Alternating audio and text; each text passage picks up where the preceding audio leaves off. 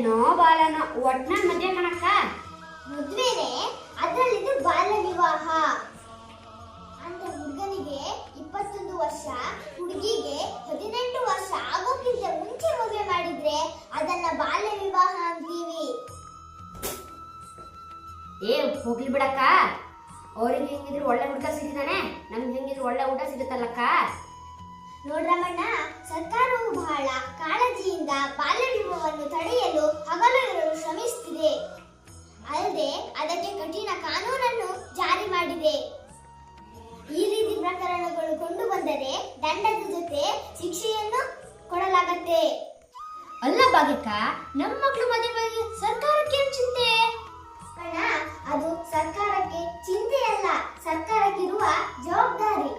ನಮ್ಮಣ್ಣ, ನಿಗದಿತ ವರ್ಷದೊಳಗಿನ ಮಕ್ಕಳಿಗೆ ಮದುವೆ ಮಾಡೋದ್ರಿಂದ ಆ ಮಕ್ಕಳ ಮಾನಸಿಕ ಜೀವನದ ಮೇಲೆ ಪರಿಣಾಮ ಬೀಳತ್ತೆ, ದೈಹಿಕ ಆರೋಗ್ಯದ ಮೇಲೆ ಪರಿಣಾಮ ಬೀಳತ್ತೆ, ಅವರ ಶೈಕ್ಷಣಿಕ ಜೀವನದ ಮೇಲೂ ಪರಿಣಾಮ ಬೀಳತ್ತೆ, ಲಿಂಗ ಅಸಮಾನತೆಗಳು ಉಂಟಾಗುತ್ತೆ, ಆರ್ಥಿಕ ಪ್ರಗತಿಗೆ ಮಾರಕವಾಗತ್ತೆ, ಮರಣಗಳ ಪ್ರಮಾಣ ಹೆಚ್ಚಾಗುತ್ತೆ. ಹೀಗೆ ಹೇಳ್ತಾ ಹೋದ್ರೆ ಒಂದಾಯರ ಪರಿಣಾಮ. ಭಾಗ್ಯಕ್ಕ, ಎಷ್ಟು ವಿಷಯ ತಿಳ್ಕೊಂಡಿದ್ಯಾ ನೀನು. ಮಧ್ಯಾಹ್ನ ಒಂದು ಊಟ ಇದೆ ಅಂತ ಮಧ್ಯಾಹ್ನ ಅಡ್ಗೆ ಮಾಡೋದ್ ಬೇಡ ಅಂತ ಹೇಳಿದೆ ರುಕ್ಕುಗೆ. ಊಟ ಅಲ್ಲ ರಾಮಣ್ಣ, ನೀವ್ ಹೋಗಿದ್ರೆ ನಿನಗೂ ತೊಂದ್ರೆ ಆಗ್ತಿತ್ತು. ತೊಂದ್ರೆನಾ? ನನಗೆ ಯಾಕೆ ಭಾಗ್ಯಕ್ಕ?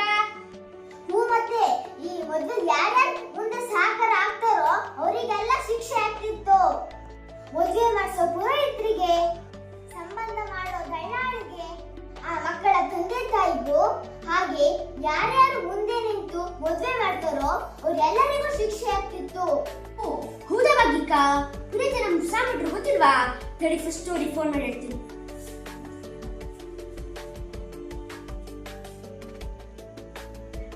ಹಲೋ ಸಾಮಿಟ್ರೆ, ನಾನು ರಾಮ.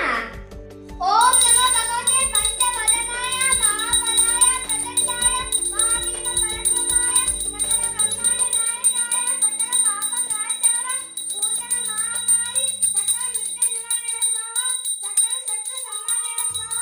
ಓಂ ಮಾಂಗಲ್ಯ ವಿದ್ಮಹೇ ತನ್ನೋ ಪ್ರಚೋದಯಾತ್.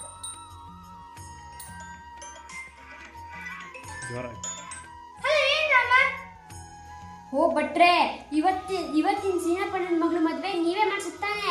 ಆ ಮದ್ವೆಗೆ ಹೋಗ್ಬಿಡಿ, ಯಾಕೊತ್ತಾ ಅದು ಬಾಲ್ಯ ವಿವಾಹ ಅಂತೆ. ಹೌದೇನ ರಾಮ, ಈ ಮದ್ವೆ ಸವಾಸನೆ ಬೇಡ. ಅಬ್ಬಾ, ನಮ್ ಭಟ್ರೆ ನುಡಿಸ್ಬಿಟ್ಟೆ. ಹೇಳವಣ, ಬೇಕಾ ಮದುವೆ ಊಟ? ಮದ್ವೆನೂ ಬೇಡ, ಊಟನೂ ಬೇಡ, ಇವ್ರ ಸವಾಸನೆ ಬೇಡ.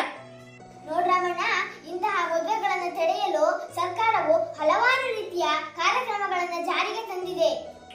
ಮೊದಲನೇದಾಗಿ 1098 ಮಕ್ಕಳ ಸಹಾಯವಾಣಿಯ ನಂಬರ್ ಅನ್ನು ಜಾರಿಗೆ ತಂದಿದೆ.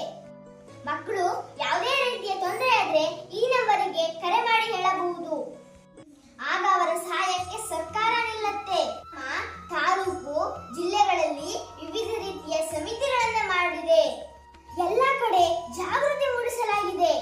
ಸರ್ಕಾರ ಇಷ್ಟೆಲ್ಲ ಮಾಡ್ಬೇಕಾದ್ರೆ ನಮಗೆ ಊಟ ಸಿಗತ್ತೆ, ತಿಂಡಿ ಸಿಗತ್ತೆ ಅಂದ್ರೆ ಹೇಗ್ ರಾಮಣ್ಣ?